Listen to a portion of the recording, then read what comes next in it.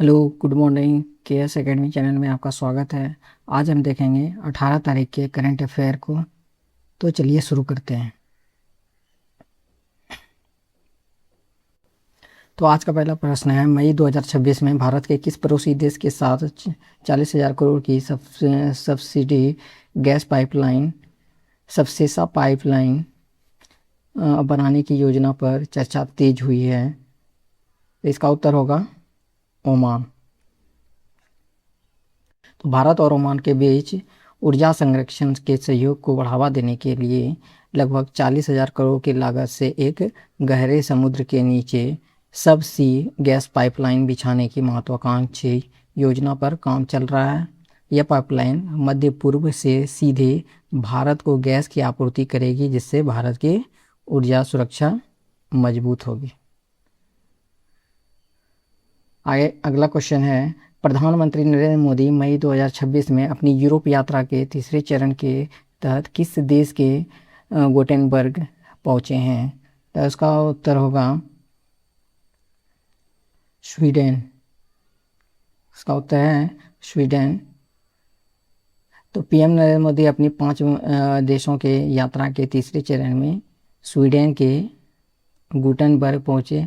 यहाँ उन्होंने स्वीडिश प्रधानमंत्री उल्फ क्रिस्टसन, तो याद रखना है, स्वीडिश का प्रधानमंत्री उल्फ क्रिस्टसन के साथ द्विपक्षीय वार्ता की। जनवरी 2026 में भारत यूरोपीय संघ मुक्त व्यापार समझौता प्रभावी होने के बाद उनकी यूरोप यात्रा है, उनकी पहली ये यूरोप यात्रा है।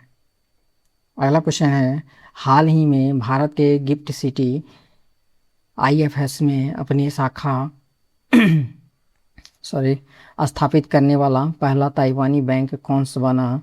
तो इसका उत्तर होगा सीटीवीसी बैंक कंपनी लिमिटेड। तो सीटीवीसी बैंक गुजरात की गिफ्ट सिटी में परिचालन शुरू करने वाला ताइवान का पहला बैंक बना है। इससे भारत और ताइवान के बीच व्यापारिक और वित्तीय संबंधों और अधिक मजबूती मिलेगी, विशेषकर सेमीकंडक्टर और इलेक्ट्रॉनिक विनिर्माण के लिए। ठीक है, तो ये कहाँ बनेगा? गुजरात में। अगला क्वेश्चन है, मई 2026 भारत किस देश ने द्विपक्षीय संबंधों राजनीतिक साझेदारी में बदलने की घोषणा है? इसका उत्तर होगा नीदरलैंड। पीएम मोदी नीदरलैंड यात्रा के दौरान भारत और नीदरलैंड के बीच संबंधों को एक नए स्तर पर ले जाते हुए रणनीतिक साझेदारी का दर्जा दिया गया है। दोनों देशों ने जल प्रबंधन, स्वच्छ ऊर्जा और सेमीकंडक्टर तकनीक पर कई समझौते पर हस्ताक्षर किए हैं। नेक्स्ट क्वेश्चन है, साउथ एशियन वेलिफेस्टन फेडरेशन के नए अध्यक्ष के रूप में किसे चुना गया है? तो इसका उत्तर होगा सहदेव यादव। और ये भारतीय महासंघ के अध्यक्ष सहदेव यादव, ये किसके हैं? तो भारतीय भारतलन महासंघ के अध्यक्ष सहदेव यादव को सर्वसम्मति से साउथ एशियन वेलिंगटन फेडरेशन का नया अध्यक्ष चुना है। यह नियुक्ति दक्षिण एशियाई क्षेत्र में भारत के खेल प्रशासन के बढ़ते कद को दर्शाती है। अगला क्वेश्चन है, वर्ल्ड बैंक के सामने भारत के किस योजना को एक सफल गवर्नेंस मॉडल के रूप में प्रस्तुत किया है? तो इसका उत्तर होगा स्वामित्व योजना। ये आईआईएम अहमदाबाद ने विश्व बैंक के समक्ष भारत के स्वामित्व योजना को एक सफल अनुकरणीय गवर्नेंस मॉडल के रूप में पेश किया है। इस योजना के तहत ड्रोन तकनीक के माध्यम से ग्रामीण क्षेत्रों में संपत्तियों का डिजिटल मैपिंग और मालिकाना हक दिया जा रहा है। अगला क्वेश्चन है, हाल ही में आरबीआई के अनुसार लावारिस जमा अनक्लेम डिपॉजिट को खोजने के लिए बनाए गए उद्यम पोर्टल में कुल कितने बैंक को एकीकृत किया जा चुका है? तो इसका उत्तर होगा, तो इसका उत्तर है 30 बैंक 30 बैंक को एकीकृत किया गया है। भारतीय रिजर्व बैंक आरबीआई द्वारा शुरू किए गए शुरू किए गए उद्यम unclaimed deposit gateway to access portal पर अब तक कुल 30 बैंकों को जोड़ा जा चुका है। इसकी मदद से आम नागरिक कई बैंकों में पड़े अपने पुराने और लावारिस पैसों की खोज की एक जगह से दूसरे जगह से कर सकते हैं। पैसों की खोज एक ही जगह से कर सकते हैं। अगला क्वेश्चन है, हर साल 17-18 मई के दौरान वैश्विक स्तर पर जागरूकता फैलाने के लिए कौन सा महत्वपूर्ण स्वास्थ्य दिवस मनाया जाता है जो उच्च रक्तचाप से संबंधित है? तो इसका उत्तर होगा वर्ल्ड उच्च रक्तचाप दिवस।